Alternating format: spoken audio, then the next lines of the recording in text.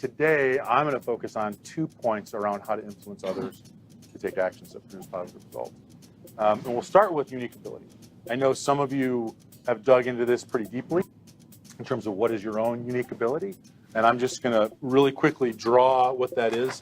This comes from a gentleman named Dan Sullivan, who has a group called Strategic Coach. He's been coaching entrepreneurs for a long, long time. And so the idea here is if this y-axis is your skill level, and you go from sort of low skill level to super skill level, and then on this x-axis you have energy. So there's work that you do that takes away your energy levels, and there's work that you do that gives you more energy. So the idea, of course, is to focus here. This would be your unique ability, and what I like to call it is your superpower. So what is your superpower? This is a question I'd like you to think about. And this directly connects to 2017. So peak performance for you and for your business in 2017 is what is your superpower? What are the things that you do at a very, very high skill level and that give you energy? A couple quick examples for me. I'm pretty good at legal contracts, not as good as Pat, but I'm pretty good at legal contracts.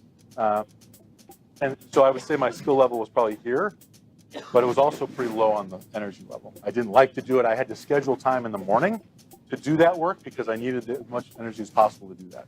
So not my unique ability. As soon as I could have someone else do that, I did. But I found myself as a CEO for a long time hanging out here. I was really good at that skill. And I became the guy in my company to review all these contracts. And it took away from my unique ability, my opportunity to do that. Another example is guitar. So you see in this picture here, this is actually a guitar that I'm fake smashing. I love to play guitar.